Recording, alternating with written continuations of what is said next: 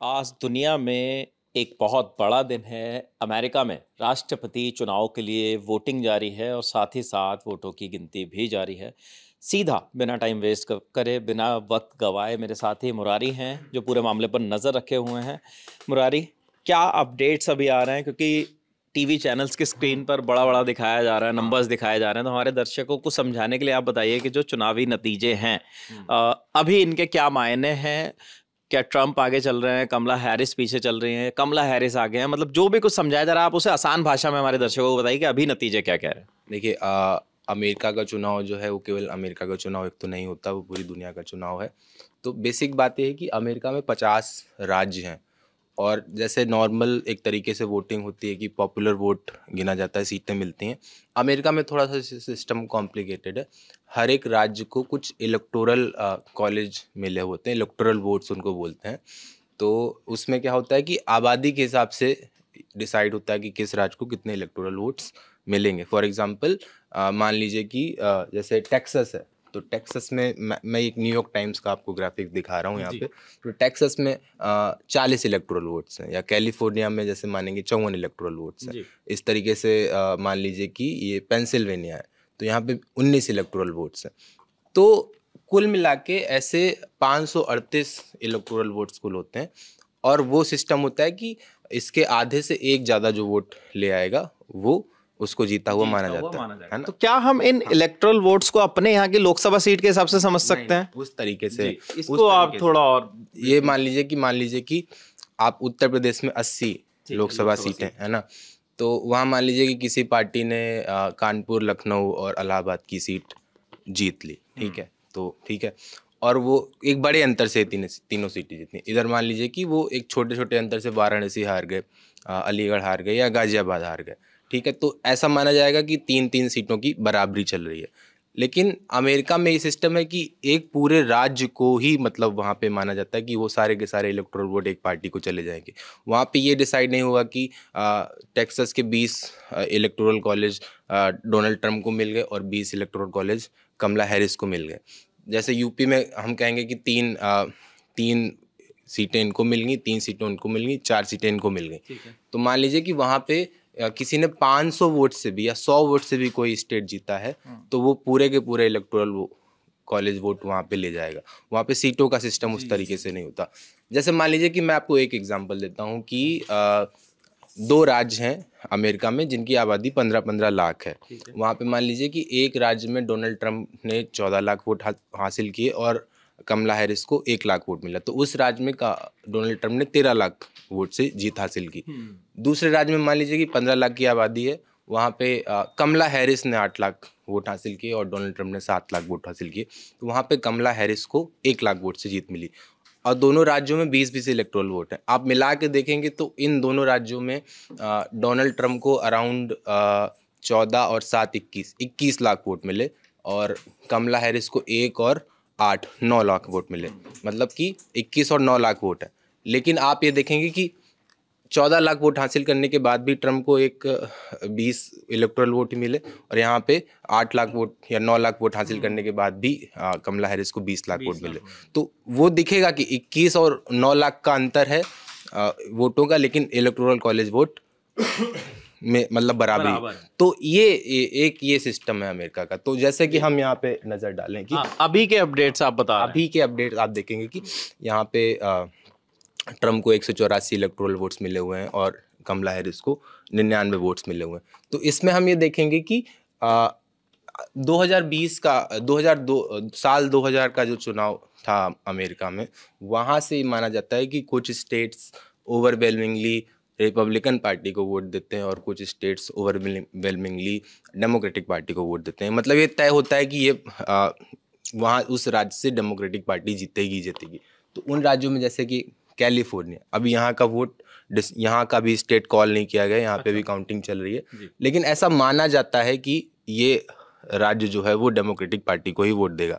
तो अगर आप देखेंगे यहाँ पे 54 इलेक्टोरल वोट है, तो ये माना जा रहा है कि 99 में 54 जोड़ देंगे तो वो अराउंड लगभग एक फिगर उस तरीके से आ जाएगा, 150 के आसपास है ना। पहुंच तो जाएगी। इसलिए अभी भी ये बोला जा रहा है कि भले ही हमें अंतर दिख रहा हो कि एक बड़ा अंतर अभी फिलहाल शुरुआती जगह में दिख रहा है कि अलग अलग टीवी चैनल्स पे लोग देख रहे होंगे कि एक बड़ा अंतर दोनों के बीच में इलेक्टोरल कॉलेजेस का दिख रहा है, लेकिन क्योंकि हमें मालूम है कि कुछ राज्य जो हैं वो डेमोक्रेटिक पार्टी को जाने ही जाने हैं, तो वो अभी इसीलिए कहा जा रहा है कि कांटे की टक्कर है। तो पूरी जो लड़ाई जो इस समय आ चुकी है वो पिछले कुछ चुनावों से एक स्विंग स्टेट्स बोला जाता है, जो ना तो रेड होते हैं ना पूरी तरीके से, ना पूरी तरीके से ब्लू होते। रेड मतलब रिपब्लिकन पार्टी और ब्लू मतलब डेमोक्रेटिक पार्टी। तो उनको पर्पल स्टेट्स कहा जाता है या स्विंग स्टेट्स कहा जाता है, बैटल ग्राउंड स्टेट्स कहा जाता है। वहाँ के कुछ जो चंद काउंटीज होती हैं, वहाँ के कुछ कुछ वोट्स जो हैं वो डिसाइड कर देते हैं कि पूरे अमेरिका का राष्ट्रपति कौन होगा।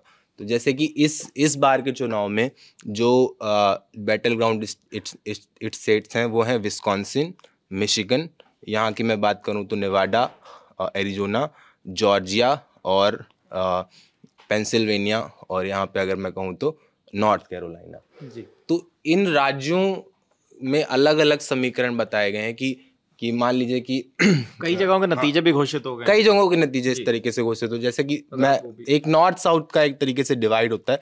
अमेरिका में क्या है ना कि इन चीज़ों को एक अलग अलग बेल्ट्स कहा जाता है। जैसे ये राज्य जो है वो इनको कहा जाएगा ये सन बेल्ट का हिस्सा है, ये राज्य जो है इनको कहा जाएगा रेस्ट बेल्ट का हिस्सा है, क्योंकि यहाँ पे ऐतिहासिक रूप से उद्योग धंधे वहाँ पे रहे हैं। इन राज्यों को कहा जाएगा ये फार्म लैंड्स हैं, क्योंकि यहाँ पे खेती किसानी उस तरीके से रूरल अमेरिका बसता है। ये जैसे मान लीजिए कि ये आपका ये क्या कहते हैं कि मान लीजिए कि ये टेक्नोलॉजी वाला एरिया है, तो यहाँ पे उस तरीके के लोग रहते हैं जो थोड़े से लिबरल किस्म के होते हैं और जो डेमोक्रेटिक पार्टी के प्रति उनका झुकाव होता है।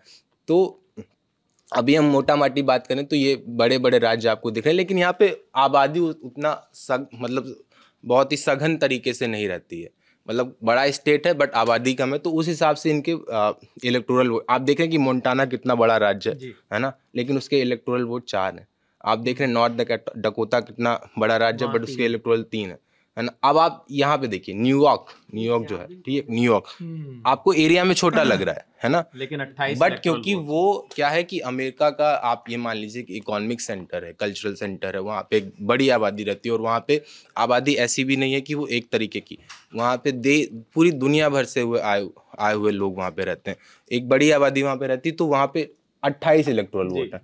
कैलिफोर्निया में बहुत बड़ी एक आबादी रहती है, वहाँ पे आपका पूरा का पूरा आप मान लीजिए कि पूरी की पूरी टेक इंडस्ट्री, दुनिया की टेक इंडस्ट्री जो बड़ी बड़ी कंपनीज हैं वो वहाँ पे, हॉलीवुड है और एक कल्चरल सेंटर है। तो उस तरीके से वहाँ पे अब जैसे टेक्सास है, टेक्सास को बोला जाता है कि ये अमेरिका का एक मान लीजिए कि gulf state in the sense वहाँ पे ऑयल से जुड़े हुए ट्रेड होते हैं, एक तरीके से मान लीजिए वहाँ पे एक्सट्रैक्शन किया जाता है, व्यापार का सेंटर है। प्लस ये यहाँ पे आप ये देखें कि यहाँ से गल्फ ऑफ मैक्सिको चालू हो जाती है, तो यहाँ से ट्रेड सेंटर्स बहुत सारे हैं, तो यहाँ पे भी एक बड़ा एक इकोनॉमिक एक्टिविटी, तो यहाँ पर भी बहुत सारे लोग रहते हैं। इसी तरीके से फ्लोरिडा है, आप यहाँ देखिए 30 इलेक्टोरल वोट हैं, भले ये छोटा लग रहा है, मोन्टाना से छोटा लग रहा है, बट वो तो अभी इन राज्यों के वोट आ चुके हैं और अभी उसी लाइन पर हैं जिस लाइन पर एक्सपेक्टेड किया जा रहा था। अभी अगर मैं एक प्रश्न मैं आपसे पूछूं आसान भाषा में हमारे दर्शकों के लिए, कि अभी जो चुनावी नतीजे हैं, क्योंकि अभी वोटिंग भी कई जगहों पर चल रही है, इतना बड़ा देश है और अलग अलग टाइम जोन भी अलग अलग है कई जगहों का, तो ये वोटिंग कब तक पूरी हो जाएगी और जो नतीजा है उसके कब तक आने की संभावना है? देखिए, मैंने जैसे कि आपको 7 स्टेट शुरुआत में गिनाए थे कि वो बैटल ग्राउंड स्टेट्स हैं, Nevada, Arizona, Georgia, north Carolina, Wisconsin, Michigan, Pennsylvania, है ना। तो जैसे कि मैं पिछले राष्ट्रपति चुनाव का एग्जांपल दूं कि 4 नवंबर को तब वोटिंग हो गई थी, लेकिन 7 नवंबर तक नतीजे नहीं आ पाए थे, क्योंकि उन कुछ चंद राज्यों में काउंटिंग फंसी हुई थी।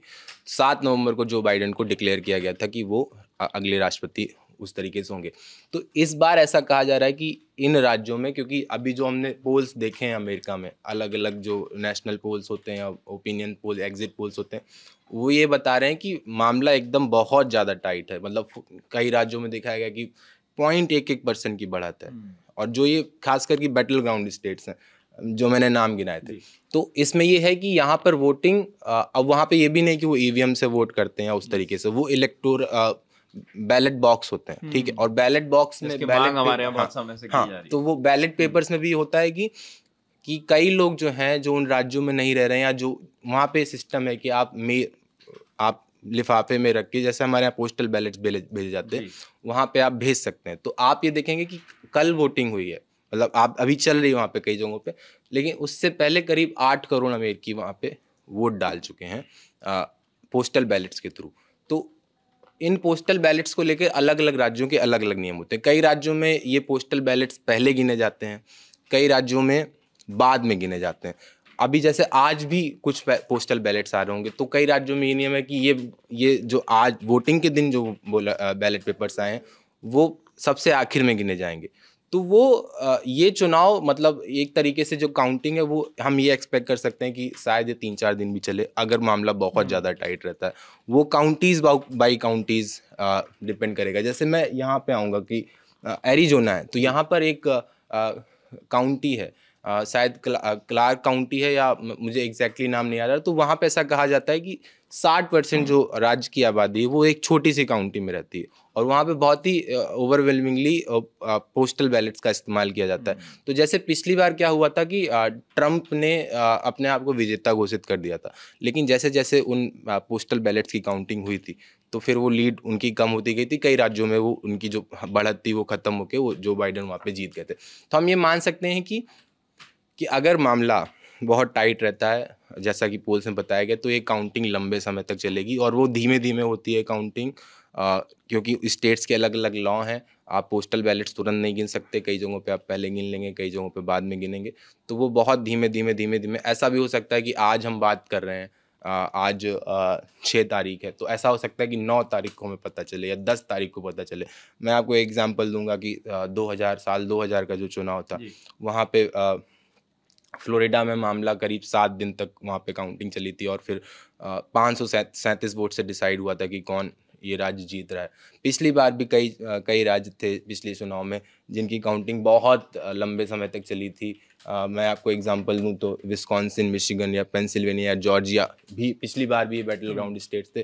तो 19 नवंबर को कई स्टेट्स कॉल किए गए थे, जबकि वोटिंग 4 नवंबर को हुई थी, तो करीब 15 दिन का भी समय लग गया था।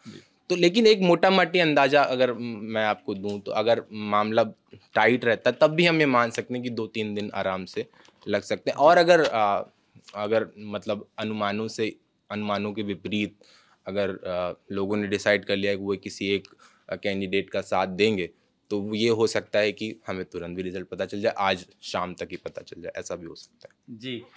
तो ये पूरी जानकारी थी अभी तक जो हमारे सामने टीवी स्क्रीन पे भी नज़र आ रहा है कि 198 इलेक्टोरल वोट्स पर अभी डोनाल्ड ट्रंप आगे चल रहे हैं और 99 के फेर में कमला हैरिस हैं। जो भी अपडेट्स आते हैं 538 सीटों का पूरा मामला रहता है अमेरिका के 538 इलेक्टोरल वोट्स का। मुरारी त्रिपाठी हमारे साथी जिन्होंने आपको सारी जानकारी अभी तक की दी। अभी तक के चुनाव में नतीजों में क्या चीज़ें सामने आ रही हैं, नतीजा आएंगे वो भी बताएंगे। उससे पहले जो भी हलचल हो रही है अमेरिका के राष्ट्रपति चुनाव में वो भी अब तक पहुंचाएंगे। देखते रहिए दी लल्लन टॉप। शुक्रिया।